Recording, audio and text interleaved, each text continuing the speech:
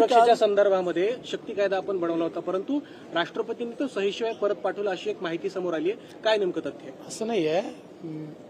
शक्ती कायदा जो आपण तयार केला होता तो अनेक कायद्यांचा अधिक्षेप करणारा कायदा होता आणि त्याच्यामध्ये मेजर जो केंद्रीय होम विभागाने त्या ठिकाणी काही ऑब्जेक्शन घेतले होते, त्यामध्ये सुप्रीम कोर्टाचे काही निर्णय होते ज्या निर्णयावरही तो अधिक्षेप करत होता. त्यामुळे तो अधिकार राज्याला नाही, म्हणून याच्यामध्ये काही बदल हे करण्याची आवश्यकता होती.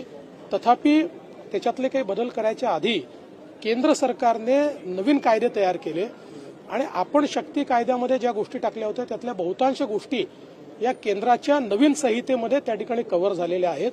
म्हणून आता आम्ही याचा पुन्हा आढावा घेऊ आणि आवश्यकता असेल तर नवीन अमेंडमेंट सहित या संदर्भातली पुढची कारवाई करू. गंगेत डुबकी मारल्यानंतर अशा प्रकारे गद्दारांना आणि एकंदरीत महाराष्ट्र द्रोहींना पापाचं क्षालन करता येणार नाही असे उद्धव ठाकरे म्हणतायत.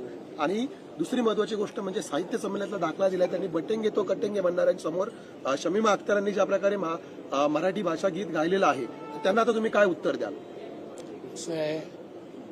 उद्धव ठाकरे हे अशा गोष्टी बोलत असतात. रोज जर त्याला उत्तर द्यायला लागलो तर एवढा वेळ थोडी माझ्याकडे आहे. पहिल्यांदा उद्धव ठाकरेंनी आत्मपरीक्षण केलं पाहिजे की समजा तेच जर खरे होते आणि हे जर गद्दार होते तर काय महाराष्ट्रातल्या जनतेने गद्दारांना वोट केलंय?